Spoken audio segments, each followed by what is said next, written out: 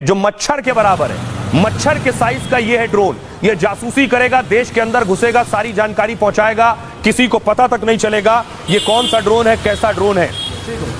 आइए, चीन ने मच्छर ड्रोन जो बनाया है, इसकी खासियत क्या है। चीन अपनी वैसे इस तरह की हरकतों के लिए भी जाना जाता है। इस तरह के मॉस्किटो ड्रोन है जो आप देख रहे हैं। चीन ने अत्याधुनिक ये बायोनिक मिनी ड्रोन विकसित किया। ये ड्रोन कीटों की तरह दिखता है, मच्छर की तरह इसकी बनावट होती है और इसी वजह से ही इसे मच्छर ड्रोन नाम दिया जा रहा है। इसमें 2 छोटे पंख हैं जबकि इसके 3 पैर नजर आ रहे हैं। हालांकि अब मच्छर की संरचना में डंक पर जैसा नहीं दिखता है। ये देख रहे हैं, ड्रोन इतना छोटा है कि आसानी से नजर भी नहीं आता है। इसे रिमोट कंट्रोल के जरिए दूर से ऑपरेट किया जाता है। सेना के गुप्त ऑपरेशन में विशेष भूमिका निभा सकता है। इस मच्छर ड्रोन का वजन सिर्फ 35 ग्राम के करीब है। कम शोर वाली तकनीक है, इससे दुश्मन से बचना आसान है। खुफिया मिशन के लिए कैमरे, थर्मल, लेजर इमेजिंग लगी है इसमें। इसके अलावा जीपीएस और एआई टारगेट सिस्टम लगा है जो कि कमांड सेंटर को रियल टाइम डेटा भेजता है। यह बायोनिक मिनी ड्रोन चीनी सेना की रणनीति का हिस्सा है। इसे यूनिवर्सिटी ऑफ डिफेंस टेक्नोलॉजी ने विकसित किया है और जल्द ही ड्रोन अब चीन की सेना का हिस्सा बन सकता है। तो इस तरह के ड्रोन भी चीन दे सकता है ईरान को, जिससे इजराइल की जासूसी की जा सके। सुनिए जरा कर्नल शैलेंद्र क्या कुछ कह रहे हैं कि अगर अमेरिका जंग में कूदा तो रूस और चीन की क्या भूमिका होगी। यूएस इस युद्ध में डायरेक्टली अपने फिजिकली ट्रुप्स और इक्विपमेंट को डिप्लॉय करेगा या नहीं, और अगर करता है तो उसका जो सबसे बड़ा इम्प्लीकेशन है ईरान के लिए कोई बड़ी बात नहीं है, क्योंकि ईरान तो डिस्ट्रॉय होगा ही होगा। ज़्यादा बड़ी बात यह है कि क्या रशिया और चीन उसके साथ खड़े होंगे। ये मेरा अपना एक आकलन है, एनालिसिस है। चीन बिजनेस ज़रूर करेगा, वो अपने हथियार भेजेगा, अपना सेल बढ़ाएगा, अपने हथियारों को वॉर टेस्ट ज़रूर कराएगा। जहाँ तक रशिया का सवाल है, रशिया भी एक सपोर्ट ज़रूर देगा, बट मुझे नहीं लगता है कि किसी भी फिजिकल पॉइंट ऑफ व्यू से कि कोई ट्रुप्स चले जाएंगे या किसी तरह का इक्विपमेंट कोई भारी मात्रा में चला जाएगा। चाइना और रशिया का जो सो कॉल्ड ब्लॉक है वो उसके साथ नज़र ज़रूर आएगा, इक्विपमेंट सपोर्ट में ज़रूर नज़र आएगा।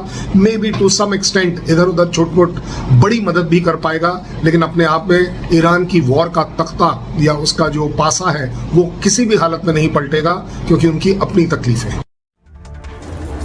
अब देखिए, चीन और साथ साथ रूस ईरान के साथ खड़े हैं। अमेरिका जंग में कूदा तो जो हूती है यमन में, हूती विद्रोही, ये हूती विद्रोही भी जंग में कूद जाएंगे और अमेरिका के लिए परेशानी बनेंगे, क्योंकि यमन सी से लगा हुआ है, समंदर से, और वहां से अमेरिका के जहाज निकलते हैं, उन सब पर ही हमला करेंगे। अगली तस्वीर देखिए। उसके अलावा हिजबुल्ला, लेबनान में जो हिजबुल्ला संगठन है जिसके आका नसरुल्लाह को मारा था इजराइल ने, ये हिजबुल्ला भी कूद पड़ेगा जंग में लेबनान से अगर अमेरिका की एंट्री होती है, क्योंकि ईरान ने ऐसे बहुत से यार तैयार कर रखे हैं, न सिर्फ जिनपिंग और पुतिन बल्कि कुछ और भी हैं जो ईरान की तरफ से लड़ने को खड़े हो जाएंगे। वो हैं ये, सबसे पहले लेबनान से हिजबुल्ला, इराक से शिया लड़ाके, गाजा से हमास और यमन से हूती। लेकिन इन सबको इजराइल मार चुका है। इजरायली हमलों के बीच ईरान के 4 यार अभी खामोश हैं, लेकिन अमेरिका की एंट्री होते ही ये भी एक्शन में आ जाएंगे। हिजबुल्ला, हमास, हूती, शिया लड़ाकों के हमले बढ़ जाएंगे और इसके बाद इजराइल पर 4 मोर्चे से हमला शुरू होगा। ईरान के साथ ही लेबनान, यमन, इराक से हमले की तैयारी भी है। इजराइल के गाजा पर हमले से हमास कमजोर हुआ, हालांकि अब भी इजराइल गाजा में जंग में फंसा हुआ है। यमन के हूती विद्रोही हाल के महीनों में एक्टिव हो गए हैं काफी, और हूतियों ने इजराइल पर कई मिसाइलें दागी हैं। हो सकता है ये मिसाइलें उन्हें ईरान नहीं दी हो। लाल सागर में भी हूतियों ने अपना दम दिखाया है।